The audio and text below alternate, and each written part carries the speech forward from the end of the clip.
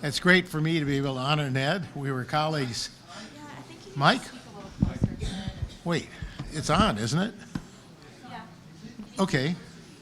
Can you hear now? Yeah. Okay.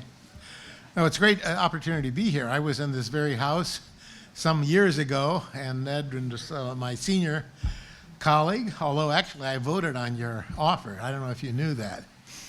Columbia at that time had assistant professors voting on tenured offers. So I was in the meeting, and we were very glad. We heard about a guy who was commuting to Pennsylvania from the east side, and the Philosopher's Express, I think, was the name of the train. And so Ned seemed like an opportunity, and so we grabbed him. And I learned a lot from him while I was here, and I've continued to learn from him.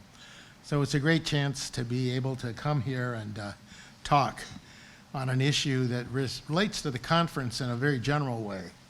Earlier, we heard Thomas Piketty. Oops, this is kind of, I guess it'll hold up. Or maybe we can say, now we're rocking. No, sorry, bad joke. But talk about the welfare state, and he sees the welfare state as the savior of the defects of capitalism. So I'm going to talk about something that I got into almost by accident, but now working with my colleague at the Rockwell Foundation in Copenhagen, we made a comparison of how the US welfare state differs from the Danish welfare state in terms of outcomes, in particular child development and really forming, creating or eliminating inequality. And so this paper is a follow-up from that study, but it's motivated by some facts that I'll show you. So the welfare state is regarded as a Scandinavian welfare state is regarded as a paradigm for promoting equality and social mobility. People like Bernie Sanders, Hillary Clinton, but many, many others have looked to the welfare state institutions, and they're very generous. I'll just go through what they are. But this is the curve that many of you look at when it's much in discussion in the so-called intergenerational mobility literature. And that's a relationship between the income of the child and the income of the parents. That's what the beta is. And this graph actually graphs beta against another measure at the bottom here on the x-axis of inequality. That's inequality in family income. And the pattern has been established in many different empirical papers. Korak in particular has done a lot of work on this, showing a general pattern that beta, which is a measure of the strength of family ties across generations, is related in a way that beta is higher, the tie is stronger in countries and regions where the inequality is higher. So that's received a lot of attention, huge amount of attention. And I want to look into this relationship. And so when people look at this curve, you'll see, oh, look, definitely the Scandinavian countries are low in terms of inequality, the Gini coefficient. They're low also in terms of beta. And so there are multiple interpretations of this relationship. One is basically to say, oh, look, then this inequality measured by the Gini coefficient is going to be a cause of why there's more or less mobility. But there's a second way to think about it, which is to say, look at the equation at the top of the page and solve it out as a stationary state difference equation. And then you'll see, well, you know, beta should be related to the inequality, the variance of the income. So if you just look at the variance of Y1 and variance of Y0, take it in steady state, there's a strong relationship. So this curve by itself doesn't prove anything, although many people interpret it one way or the other. So what's the source of the success of the Danish welfare state? We're talking really about Scandinavia, but our data are from Denmark. So I'll talk about that. Recent Danish cohorts are doing more or less the same as their parents. And that's unlike what's going on in the United States. It's documented by Chetty and many others. But Denmark is a very interesting laboratory for understanding inequality. Partly the data availability is fantastic. We're able to look at individual earnings trajectories. We have full life histories. We know a lot about peers. We know a lot about schools. We know a lot about health and so forth and so on. So we know, as we've heard already today, that about the Scandinavian welfare state, that reducing inequality is a major goal of the welfare state in Scandinavia. Gunnar Myrdal and others pioneered this. And so what I found very interesting, I mean, there are multiple explanations for that graph that I just showed you. And the question is, what do we know about the determinants of this inequality and social mobility? And so one thing we found that everybody knows, and Bernie Sanders in particular has put this out, but many, many others, there's a high level of social services in Denmark. And in fact, in the law, equality in services offered is mandated. So we know there's universal health care, teachers are paid the same everywhere with a kind of cost of living adjustment, there's free daycare, there's free college, and in many ways, it's a much greater social cohesion. And so what we find is that post-tax and transfers, income inequality is very low compared to the US. So what we found, though, is a little bit surprising.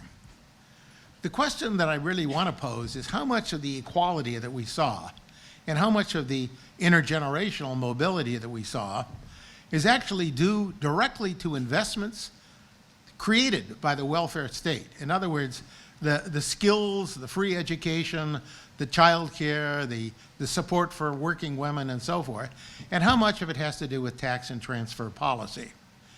And what we actually have found, just to start off, is that educational intergenerational mobility is remarkably similar in the US and Denmark. Very surprising. And what we also found, and this really surprised us, and it surprised a lot of Danes, by the way. I'm famous in Denmark for this work. Denmark is not a big country, though. So I'm going to try to bring it over here. But what we found is there's substantial skill and education gaps across families by background. And so what we find, and I think it's important to really master this, because I think there's a lesson here for how we combat inequality, and it'll link to some of the earlier themes about the causes of inequality. The advantages from the universal access are basically harvested more by the advantage compared to the disadvantage. You say, why is that? It seems crazy. There was a lot of discussion about public programs, and the idea was equal expenditure.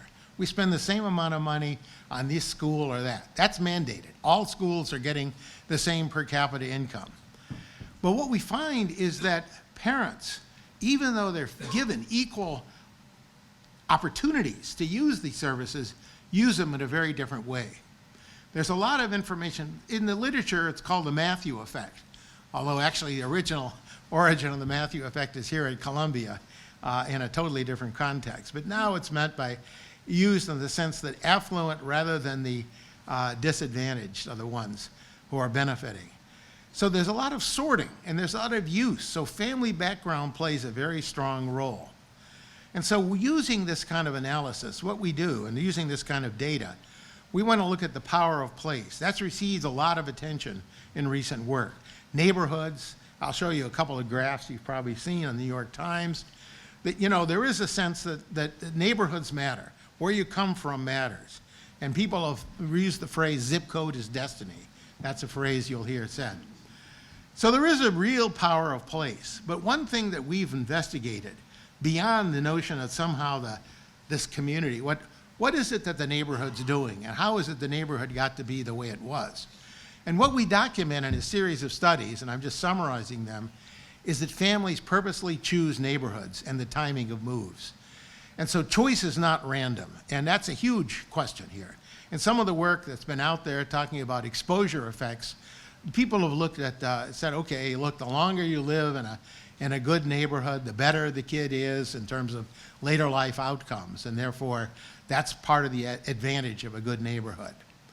So there are strong family income gradients, and there also turns out, even though teachers are paid all the same, they're sorting by teachers into more advantaged neighborhoods. Now, why is that?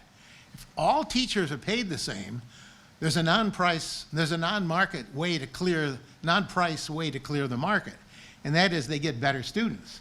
Teaching better students, if anybody here teaches, you know that better students are a real advantage to teaching, and especially now at all levels of education.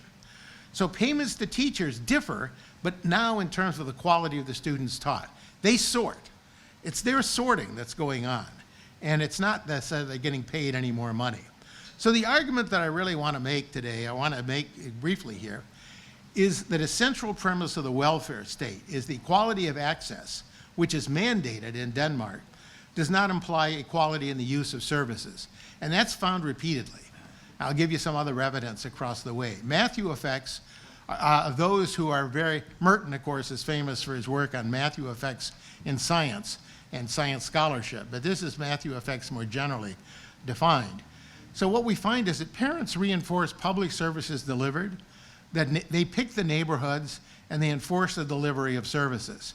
And what we found, and my co-author, Rasmus Landeso, with Christian Carlson, has shown that in Denmark history, we have data going back to 1915 up to the present, that the move in Denmark to universal access, rather than focus on targeting disadvantaged children, actually increased the dependence of a child's educational status on affluence, because the parents are better able to utilize these equally provided services.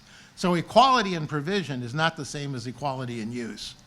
And there's a lot of sorting going on, and this is something that really doesn't receive enough attention about the sorting that's going on and what the housing market is really doing in terms of sorting people into these different different places. So sorting is a big story here. And the choice of the neighborhood has a powerful role in explaining, and this purpose of selection is a major theme. And so we can look at a lot of things here. The data I mentioned, I can't go through all the details here, but we have a lot of data on father income. We know the family income, we know lifetime resources, and we have a lot of ways to compute welfare. So we know consumption, we have assets, we have inclusive measures, not just the kind of measure I showed you in the Gatsby curve, but measures in terms of lifetime wealth. Okay. So what do we know about Denmark and the US? So remember this massive welfare system in Denmark and relatively skimpy system in the US when you compare. So this is a graph that actually shows you the relationship between ability and high school completion. And this is in US on the left side and Denmark on the right side. The scales aren't quite the same, and this looks maybe a little fraudulent, but it really is the case that they're very similar if you adjust them on the same scale. And what you find is that each quartile of ability, and that's what AFTT is, that you'll find there's a gradient, that richer families are the ones more likely to have their kids go to school for the same ability of the child. But that pattern is very strong in Denmark as it is in the US. If anything, it's slightly stronger. And the relationship between test scores and parents' income rank is also more or less the same in Denmark and the US. Again, very surprising in light of the equality of services provided. And there are substantial gaps across life outcomes, across children of mothers at different educational levels. And here, the US is much like Denmark. So just give you an example, starting with birth weight. If you look at the dots here, the birth weight is higher for parents where the mother's college educated, and the birth weight is low for the blue dots, and this is going to be a pattern. The same notation will be used for a whole series of outcomes. And so in terms of early child health and so forth, there are substantial gaps by education. This is the US data. There are a lot of measures we can take on language, sociability, criminal activities, years of schooling, wage earnings. The ranking is there. And we even look at survival to age 60. Now, if you look at the Danish counterparts, I really should put these side by side, but I really didn't, sorry. What we do see is gaps that are more or less of the same magnitude in terms of birth weight, admission to neonatal wards, look at assessed skills, income, and mortality. And so the Danish gaps are there over a lifetime, even though their system is far richer. This is Bernie Sanders' favorite country, more or less a city, Copenhagen. So there's lower income inequality and greater social mobility in terms of income is not skills-based. That's the thing that we found. That what we found is essentially there are some important differences in family background. So the question is, why do these gaps arise? And we'll argue that it's really more or less tax and transfer system-based equality. And I'll show you what's going on here. The major contributors to inequality suggesting, well, I just repeated this. If you look at the amount of equalization of expenditure, the dotted line is the graph of expenditure per capita in all of Denmark. It's very concentrated. It's not spiked at one point. But if you look at the US, that big flat curve there, big wide curve, that is much more dispersed. So that's an idea. And so we know, for example, from the work of Chetty, there's been a lot of work, Chetty and his group at Harvard, there's been a lot of work looking at the rank of a child and the rank of the parent's income. And so the higher the beta, the lower the level of mobility. So this is kind of like a rank version of that curve that I showed before, where the parental rank is in the national distribution versus the child's rank in the national distribution. So what we find is that a higher beta means less mobility. That's like in the Gatsby curve. And so this is a curve that's made its way all around the world, and people have fit versions of this, not just in the US, but also in Denmark. And you can see the stroke belt, the black belt, you can see that really some of the poorest areas are those that show the least mobility. Very consistent with the Gatsby curve calculation. Now you get similar variation in Denmark. I won't show you, and I'll show you a version that's more focused. But the question then becomes, what is the power of location? Why do we get these location effects? And so the power of place receives a lot of attention, especially in sociology, but even now in economics. That's the zip code is destiny. And so the question really becomes, how much of location is a result of parental choice? How much of parental influence playing a role? And I actually find it plays a very strong role. Let me give you an idea. Parents are picking neighborhoods. And so what we can see is that this is from Chetty's work, for example, the 2014 paper. And what we see is upward mobility is associated with the Gini coefficient in different regions within the United States. These are commuting zones. And so we're getting something like the Gatsby curve, but with reversed coordinates. And if you look at the same curve in Denmark, it's the same. I mean, literally, the slope is the same. You have the same relationship between inequality and mobility. So that the lower the inequality, the greater the upward mobility, okay? So neighborhood effects in Denmark. Now, what do we know?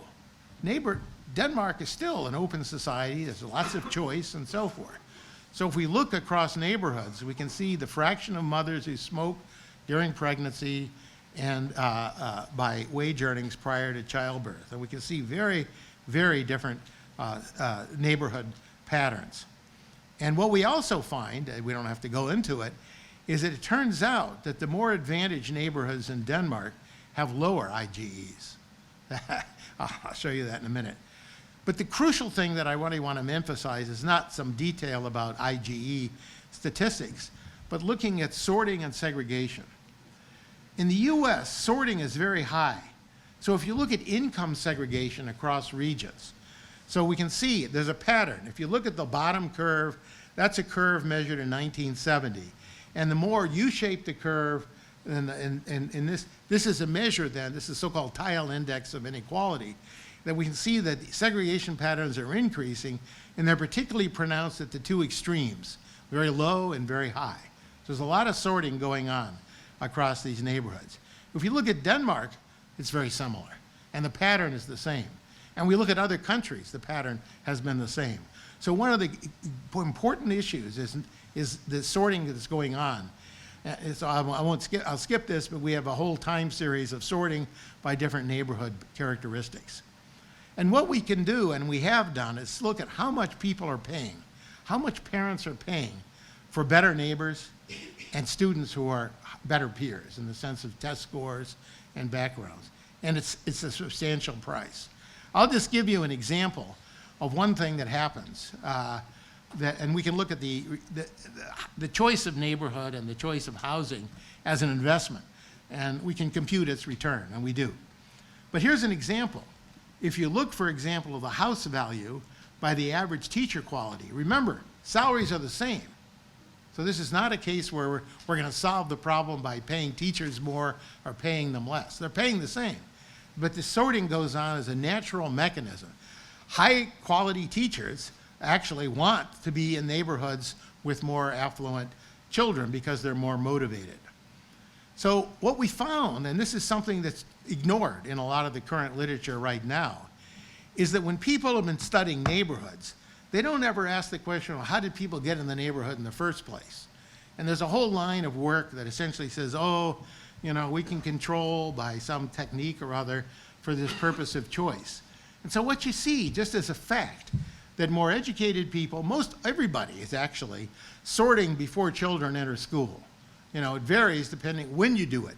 But if you look at years to the birth of the first child, there's a sorting that's going on by the more educated people. And the family moves aren't random. And so this is the graph I was talking about from Chetty. This essentially gives you an idea of what the rank is and the age of a child when parents move. So what it's telling you, if you look at this graph, is that there's more mobility the longer the parent has lived in the neighborhood. That's a high quality neighborhood, okay? So that's that linear relationship. And that's very heavily featured in this work. So what we did, and what I should say my colleague at the University of Chicago did, is raise a different question. Well, this kind of graph has received a lot of attention. Exposure to neighborhood makes the life of the child. So he asked a question. Suppose we looked at the birth weight of the child. The birth weight, before the kids had any exposure to the neighborhood. Maybe the kid was born in the neighborhood, but that's not the kind of exposure that's talked about in this literature. And so you get almost the same kind of relationship and almost the same strength. And you get it for birth length and so forth. So there's a lot of selection going on, and where the selection is coming is family purposive choice into these neighborhoods and parents sorting in the neighborhoods with people like them. So there's a lot of evidence on mobility. Educational mobility, I already mentioned there's a pattern that the move to universality actually in Denmark led to greater relationship between parents' background and child's background. So anyway, I won't show you that, the universality. And whatever we do, whichever way we look at it, that the children, even though they all have access to the same resources, the more affluent children are doing better. And this has been found in studies in Germany and so forth and so on. A lot of these Matthew effects are very powerful. So I'll skip past this as I'm running low on time, but I can make these slides available. So again, I would argue that the policies that aim very early on and sort of make the parents more wise in picking neighborhoods and maybe influence the children's early years have a real potential just based on a large body of evidence. So what we know though, and this is what the study did on educational mobility, that targeting disadvantaged children yields the highest benefits. So the idea of the universality, the kind of Max Weber kind of dream, I guess, and many people still advocate it, we know when we study it that targeted programs are the most effective. And that's what the Danish experiment did, and it's been found in other countries as well. So let me talk about one other set of factors about lifetime mobility. Namely, that when people look at measures of mobility, they look at measures of current income. And those graphs that I showed you are comparing people who are roughly age 35 when the parents are age 35 to the age when the children are age 35. So you want to align the cohorts. So you're comparing comparables, or so they claim. But of course, anybody who knows about the way the world is working and evolving is the world's becoming much more educated. And the world, many more people. So the whole childbearing process and the lifetime earning process has changed tremendously over the life cycle. So aligning in that way is not particularly wise and actually distorts things. So what we also want to do is say the lifetime measure isn't what we're really interested in. What we're really the current measure, what we want to come up with a lifetime measure. And so what we want to do is see how important, when we can construct lifetime measures, as you can with Danish data, how important this is. And so here I'll just venture into a little bit of economics and use this as a tool. So what the typical tool is to say, okay, I'm going to look at current income. I'm going to say, how does the income of the father correlate with the income of the son? Now, again, okay, well, it's not really father-son anymore, and it's not even the same age anymore, because literally the kid started later. I mean, literally, marriage has been postponed, fertility has been postponed, and that's a major part of social mobility, actually. In fact, it's a whole other public policy issue about how credit market interventions could affect this kind of mobility question. So what we do is we use the stochastic discount factor, and that's a way for us to judge uncertain income streams. Ned has a famous paper way back when, 1962, Econometrica, looking at uncertain income streams using dynamic programming. That was the legacy of his years at Rand. And so we're going to use similar techniques here. But what we're going to do is going to look at expected lifetime wealth. And by that, I don't just mean discounted future earnings. I mean discounted, adjusting for risk, and allowing for credit constraints. So we can allow then for market reforms to affect social mobility, and we find they do. And so here's lifetime expected wealth, and that would be the standard notion. But the stochastic discount factor is this ratio of the marginal utilities given the agent's information sets that we can then find, you can use that to discount future income. And so what we're doing then is we actually do construct information sets. A way of doing so, we can use something that economists would know as a Sims kind of causality test. And we can then determine what is known to the agent each time and come up with a lifetime evolution. So instead of having a one-time shot relationship, we can see how the wealth of the child at a given age corresponds to the lifetime utility at another age. So that's kind of what I'm going to do. I'll show you some results. And so what we find is when we use these measures of lifetime wealth, perturbed in different ways, and we take into account welfare, consumption, we take into account labor supply, we take into account uncertainty, and we allow for credit constraints. So these are usually the factors that are totally ignored in the literature on that Korak curve that I talked about. And of course, we also then move beyond the individual to the family. So when you use family measures alone, that makes for a greater IGE, higher, less mobility. And when you use the lifetime measures, the long-term lifetime measures, the IGE goes up even further. So long-term measures of lifetime welfare are much higher than we think, whereas before we had 0.2, now we're about 0.6. And what's interesting about this, though, is we can compute these factors. They're identified non-parametrically, so we can do this. And what we can do then is look at the experience, the welfare of different cohorts of Danes and people who face. So this is really the plot of the stochastic discount factor at different ages. So remember, children, one of the findings that I'm not going to go dwell on it, but one thing that's very interesting is that some of the most credit-constrained people in the society are the most educated. Now, that sounds completely crazy, because we think of credit constraint as being just a level of income. The trouble is that these people who have very highly educated, very able people have very steep earnings profiles. So they're actually going to earn a lot more. You have a surgeon who's just out of medical school, you can't get a loan against your future income. So they're fundamentally constrained. And actually relaxing that constraint is another margin of power. And some of those constraints were relaxed, and that's what we go across cohorts. So if you look, for example, here about the earlier cohorts, the solid line versus the later cohorts, they obviously don't overlap perfectly because of data limitation. But what you find is generally the stochastic discount factor is going down, which is associating with less discounting of the future, and therefore higher income. And that's also associated with the variations in risk due to social policy. And also the lending market moved very favorably towards housing in the later period of this sample. So the younger cohorts have benefited from reforms in the credit market.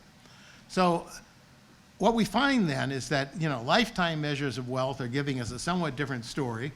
Actually, the greatest IGE, if you want to just do IGEs, and looking at lifetime wealth, is the strongest for the low-income people, not the high-income people in terms of wealth. So let me just conclude some main factors and why I think it's important. People have talked a lot about capital. And we know, for example, a big criticism of the Piketty book was that a big chunk of his capital was housing capital. And people said, whoa, that capital's bad. So that kind of you think these plutocratic billionaires are clipping their coupons in some French Riviera estate. But actually what this is the growth of a middle class that's able to buy houses, and there's a huge growth in capital stock. But the housing market is not just playing the role. That point has been made in previous reviews of that work, so that it's a very different image of that and saying, capital is playing this kind of 19th century view of how capital and labor. It's a much richer view that what's going on is that we have more affluent people, more educated people, and those educated people are actually now being able to borrow and so forth and so on, but they still face limitations. And the reform of the credit system is such, and the whole form of education system is that life cycles are being postponed. People are living longer, they're starting later in life, they're having their children later, and of course they're also having fewer children as a result. And so what happens then is that we think about this housing stock and the choice of a neighborhood. It is a choice. It's not just that I randomly arrived at a zip code and that zip code caused my harm. We want to look at what is going on in the zip code. And what's going on is basically parents are sorting purposely, and more educated, more motivated parents are choosing that. And that sorting process is actually going forward into the future. And it's actually accelerating, if anything, as we get it, because of the housing market. And then I mentioned that the credit market constraints have been relaxed too, so that some of the more affluent people who might not have been able, some people who might have bought a house in another generation now can buy that house because credit markets were improved a lot, down payments and so forth. And then finally, we can measure how much risk has been reduced, because Danish social policy did reduce a lot of labor market risk. And as a result, those stochastic discount factors went up, which means your future wealth, you were discounting it less. So you were actually better off. We have a cardinal measure here of utility, but I'm not going to give it to you. So let me just summarize. I think the study of Denmark is fascinating. And to me, it's fascinating because I think it gives us a deeper understanding of inequality and what's going on. And I think what we find is that a big chunk of the mobility, that higher income inequality, is tax and transfer induced. Now, I know there's a recent paper that claimed otherwise, but if you want to talk about it, I'm more than happy to talk about that paper because I don't think it's correct.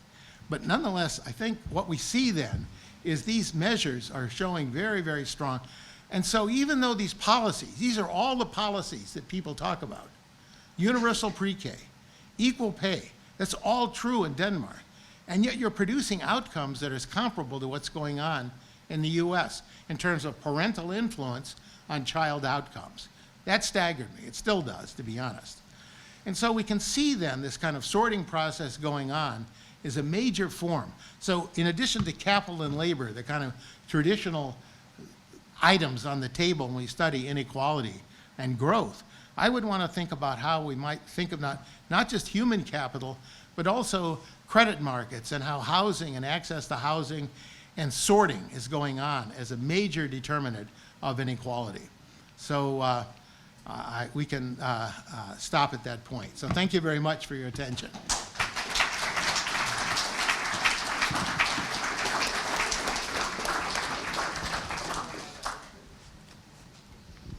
What? Go ahead. Do you observe quality of the teachers? Yes. How do you measure teacher quality? See, one thing about the Danish register data, I mean, this is like almost ideal data. We can follow everybody from birth. I know what their grades were in high school. I know what their grades were in college. I know everything about them. So actually, I could tell you whether or not they were sick. I know their health records and so forth. So I'm literally able to follow. This is the dream of a life cycle economist. Ned wrote about, these small life cycles, life cycle consumption. I can access. I also have wealth measures. So we can get asset measures.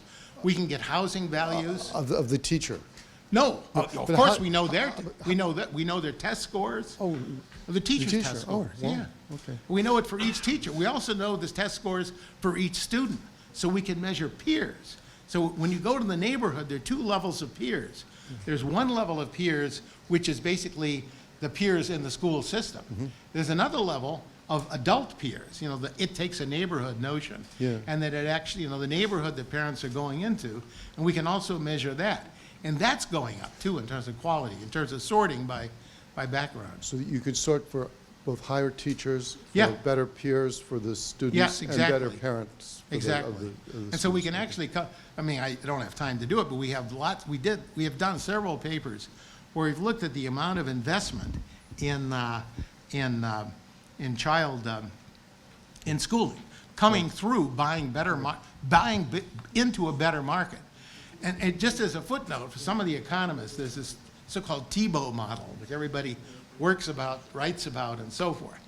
The Thibault model is a model where people sort in the neighborhoods based on so-called local public goods. And that's schooling, and usually in that model. So the idea is, well, you sort in there and you get a higher quality, teachers are paid more, and all that leads to higher student quality. Teachers are paid the same, yet the quality is very different.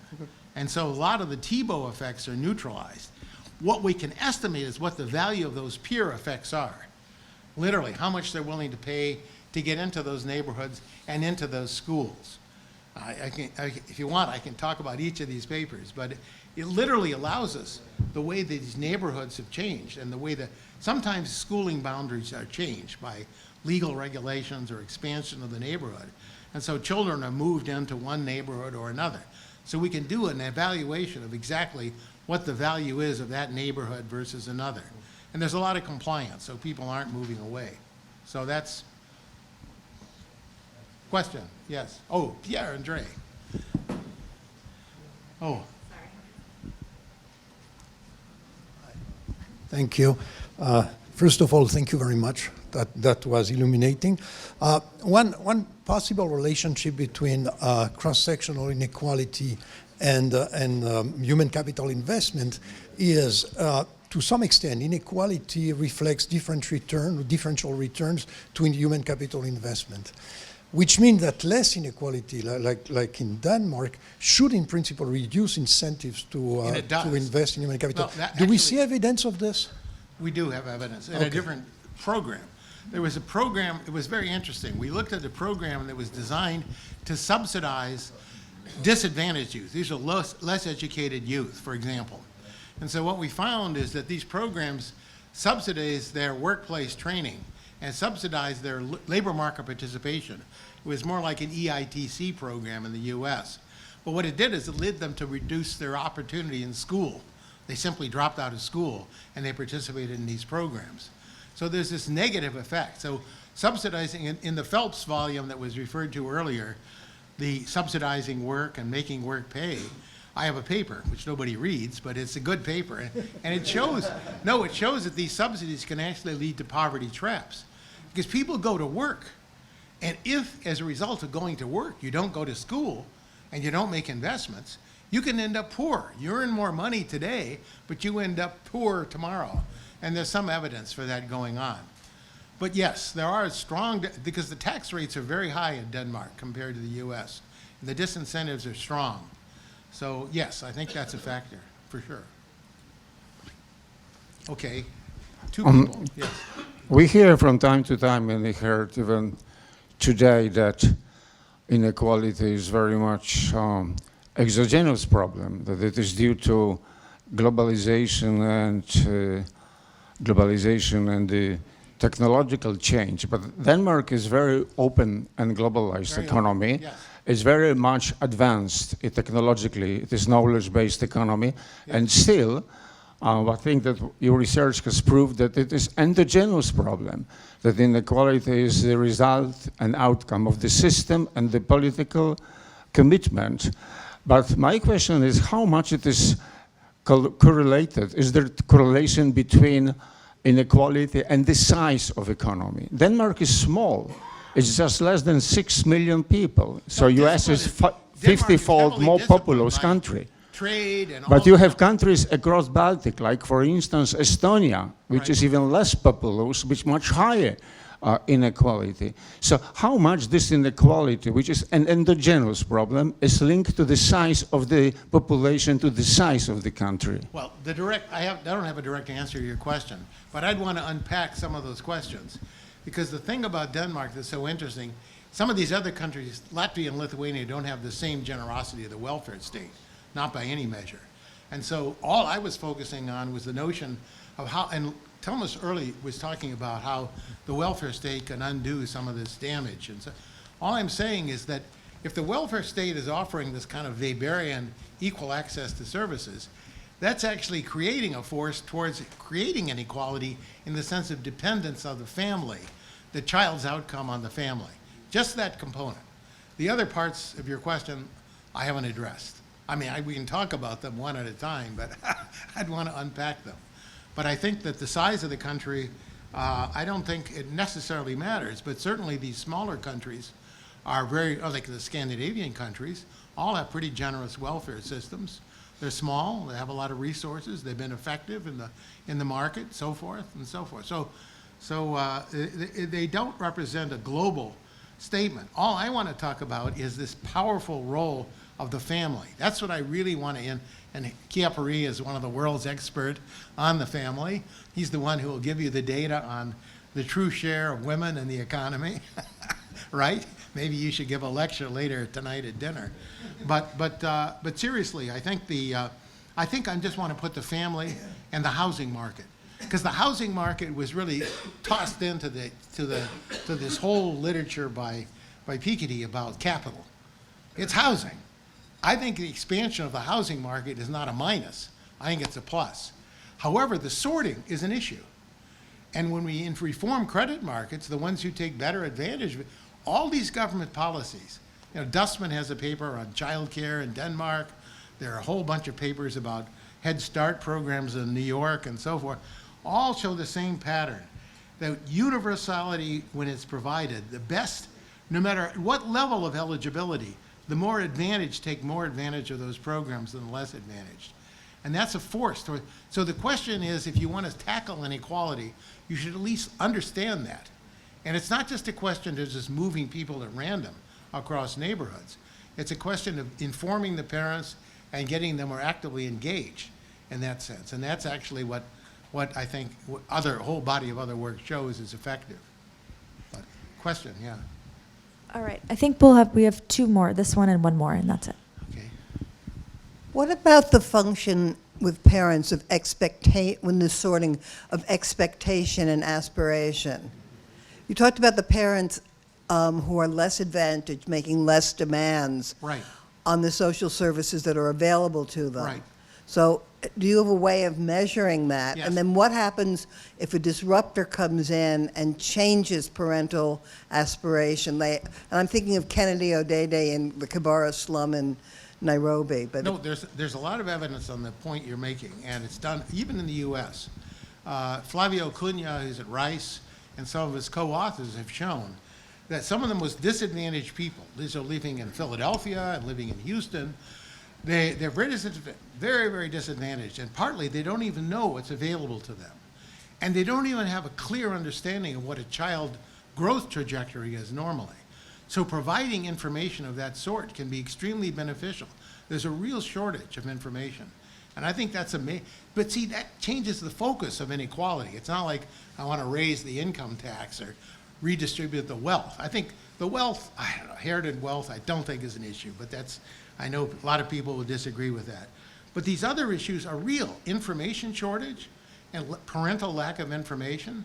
And I think that we know when we give it, it has very beneficial effects, like the program you were describing. And there are programs here in the United States, too, where we actually, children filling out forms to go to college, getting them available to understand that they can get money from the college, scholarships that they're eligible for. They don't know it. Their parents don't know it. A lot of their peers don't know it. And so that's the information shortage that I think is a target for policy that we could really make a big gain. And the other policy I would make, I want to come back to the credit market, because I'm an economist, I like these stochastic discount factors. But it really is the case, though, that this credit market restriction is real. In a sense, it's postponing everything. So that the neurosurgeon who's going to make hundreds of thousands a year will eventually get his hands on that money. He's not getting his hands on that money till he's about 40. He's having his kids earlier. And so you really might want to say, okay, even though we don't think of it as a child development policy or as a policy for reducing inequality, actually it is. If they can get their hands on that money, locate into better neighborhoods and so forth, they'll do it and so forth. Then there's a series of information and credit questions that I think are valuable. And we can measure the expectations. We know what agents do. We have a way anyway of trying to measure. It's not perfect, I'm sure, but the point is that we have a way of measuring what each point in time, what agents know and what they don't know about the future. The reason is we know the decisions they take, and then we can say, and we know what happened later. So we can ask how much of what happened later is based on the information that they had at their disposal. And a lot of people are gaining a lot more information. They're learning they're getting a better job, you know, that the credit market's going to be improved, that Denmark. And so there are ways to elicit information. But I claim that's a big shortage, which I would put on the table for inequality. He wants to stop me. The shortages of time now, sorry. So I should stop. Yeah. One so more question. That's good. two very Pipe good down. questions. One of them is the locate the Chetty curve that. Yeah, right. You went about birth weight? No. What I wanted to ask about is in the disparity between the South and the North. Correct. That's not the kind of choice that you're talking about, where it's very local or there's a lot less choice. People don't move that distance. You know, they'll move within a metropolitan area. Well, And- historically, they moved from the south to the north, big time, as you know. Yeah, You- but it's not the Gary. kind of, I mean, that's motivated by other things than the kind of family sorting that Well, a lot of is. people were choosing, you know, they wanted better schools for their kids, and that was a major motive in some of that motivation. Okay, well, I guess, I think it's a lot less No, I'm not strong. saying that's the full story. I agree. What I'm talking about now with this later data probably has not explained the full story, no. But I think it's really important to say, how do you get to where you are? Even within each of those neighborhoods, some of this like northern Alabama, Huntsville, places like No. that, you can do very well in those cities, even though the region shows this Chetty curve. Those regions are now huge areas called, you know, commuting zones. And so the commuting zone for Chicago would include Gary, it would include Rockford, it would include big chunks of Kenosha. And so if you know Chicago area, it's huge, totally heterogeneous. So there are chunks within there where you could provide that kind of sorting, and they would be able to resort, right? Yeah. And they The other do. question I had was, there's a lot of concern about, you know, the high housing prices Right.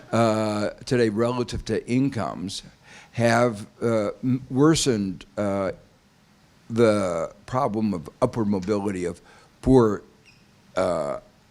younger generation. Right. So that the credit problem now has gotten worse. I mean, Correct. while capital accumulation has been good on average, the fact that housing prices relative to incomes have increased is now more of an impediment. No, I agree with you on that, but that's where I would try to think about at least looking at the credit market and the way you could gain access to income that a lot of people currently don't have. That would be a partial offset. I don't think that's the whole answer, though, not by any means, but I agree with you. Yeah, housing prices, that's even more true in Eastern Europe, though, right? And a lot of places where you're having difficulty with fertility and the whole story there. So I agree, though, I completely agree. Okay, I'm monopolizing there. Sorry.